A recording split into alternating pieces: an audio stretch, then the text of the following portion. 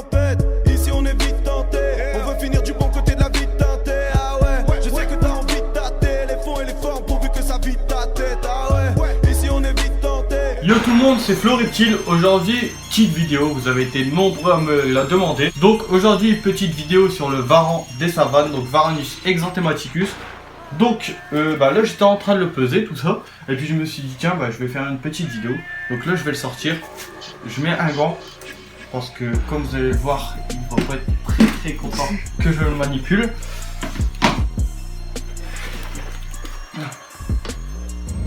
Hop. Alors, je me méfie.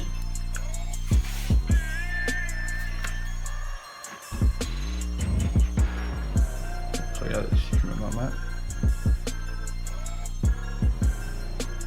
Un feu. Oh t'aimes pas hein. Vraiment gros. Donc quand je l'énerve comme ça, en même temps, je sais pas si vous allez voir, voilà, il sort ses hémipénis, pardon. Donc c'est comme ça que j'ai su que c'était un mâle. Donc là on est sur un varan d'à peu près 30 cm. Vous voyez, regardez comment il se gonfle. Donc on est sur un varan de 30 cm. Au niveau du poids il est à 90 grammes. Donc je le surnourris pas, pardon. Je le nourris à peu près 2-3 fois par semaine. Je lui donne de la souris, donc des petites rosées, je lui en donnerai tout à l'heure, je vous filmerai ça. Je lui donne aussi des œufs durs, parce que les œufs qui ne sont pas cuits, il en met partout, donc c'est pas la peine. Je lui donne du blanc d'Inde, je lui donne du foie. Vous pouvez lui donner vraiment varier l'alimentation. J'ai déjà essayé les crevettes, il aime pas trop. Donc voilà, super. Donc là il est vraiment petit, il a 7 mois. Donc ça va, il se calme. Je le manipule pas souvent, à part pour faire les pesées, les mesures, voilà, suivre son évolution un peu. Donc c'est des lézards qui, quand ils stressent, ils défèquent. Donc là il a chié sur un rack. Mais bon, c'est pas très grave. Par contre je me méfie parce qu'une morsure d'une bête de cette taille là, ça doit pas être agréable hein. Donc là, il vient de me choper, regardez. Hein, bébé, c'est bon. Donc là on va le remettre à terreau dans son gros bac d'eau. Donc vraiment important, un gros bac d'eau, ça les aide pour leur mue. Donc vraiment c'est vraiment important.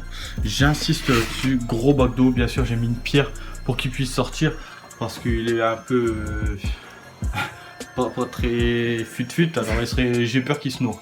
Donc là on a une lampe UV 10.0, donc j'ai choisi d'Usomed pour une bonne qualité d'UV. Bien sûr il y a des meilleures marques comme Arcadia, ou le mieux c'est vraiment de mettre un néon.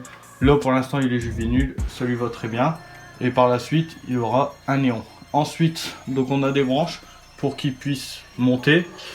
Là on a une cachette pour aider au point froid.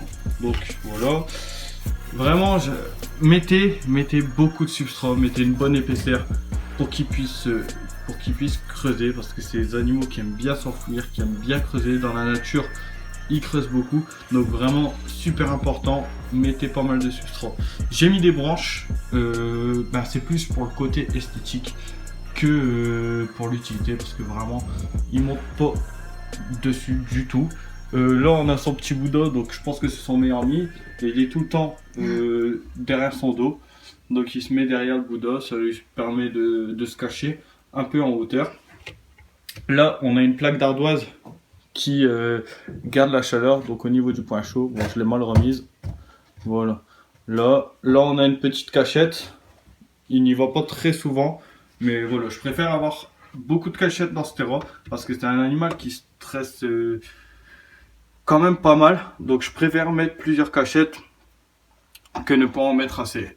Et comme vous voyez là-bas au fond, on a une cachette donc en céramique, donc qui va garder la chaleur. Et donc c'est très bien pour le point chaud. Il est vraiment souvent dedans. Et donc là, on a une lampe 100 watts Zomed qui dégage en même temps des UVA. Donc super important. Donc là, on est sur un terrarium c'est combien? C'est du 100 sur 60 de hauteur, sur 60 de profondeur. Donc pour un juvénile, il y en a vraiment assez. Après, il faut vraiment des grosses installations. Je préconise, même si c'est des animaux qui ne bougent pas énormément, franchement, faites des grosses installations, c'est vraiment important. Je pense que ça devient quand même des grands lézards. Il faut leur fournir de la place. Même s'ils ne bougent pas énormément, je pense que quand il veut bouger, il doit pouvoir bouger. Parce que j'en ai vu dans des petits terras, des adultes dans des trop petits terras. Donc vraiment, prévoyez, ça se prévoit. Voilà, parce que j'ai vu beaucoup de monde qui a acquéri des Varanus exanthematicus cette année. Donc il y a pas mal de monde qui en a. Donc vraiment, faites super attention. Après, au niveau du nourrissage, c'est un animal qui mange très bien. Ce que je vous conseille, c'est de pas le surnourrir. Regardez, moi je nourris 2-3 fois par semaine. Il se porte très bien. Donc ça va pas poser de problème de le nourrir très souvent.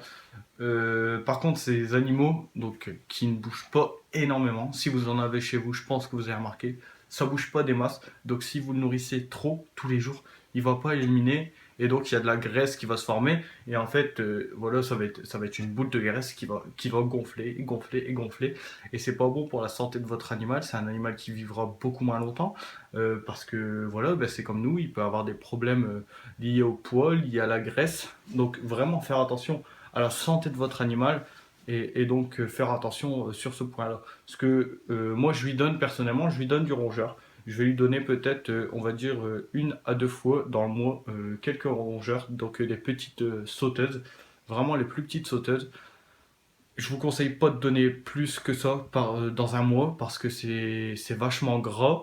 Ils mangent pas ça normalement dans la nature. C'est plus insectivore. Donc vraiment compléter l'alimentation avec de la grosse sauterelle, des criquets, des red runners, des blattes dubia, des grosses larves, des vers moriaux. Donc vraiment varier l'alimentation aussi au niveau des insectes. C'est vraiment très important parce qu'à la base, c'est un animal qui est insectivore dans la nature. Donc c'est vraiment important d'insister sur ces points-là et de nourrir principalement d'insectes, surtout quand ils sont juvéniles. Là, moi, je commence simplement à varier l'alimentation. Tout à l'heure, je vous ai dit que je lui donnais de l'œuf, du foie. Voilà, mais c'est vraiment par quantité vraiment réduite. C'est vraiment pas beaucoup. Je vais lui donner... en fait, ça sera comme sa petite friandise. Dans le mois, je lui apporte sa petite friandise pour quand même qu'il ait de bons apports. Et ce qui est bien chez les souris, c'est que ça va faire un apport en calcium. Donc, à ne pas négliger. Je conseille d'en donner, mais pas trop quand même. Donc voilà, je pense que j'ai fait le tour. Si vous avez des questions, n'hésitez pas à les poser en commentaire. Je répondrai à tous les commentaires. On met un max de pouces bleus pour Feufeu. Donc Feufeu, pourquoi Feufeu? Je ne sais pas si vous connaissez un peu le rappeur Nekfeu.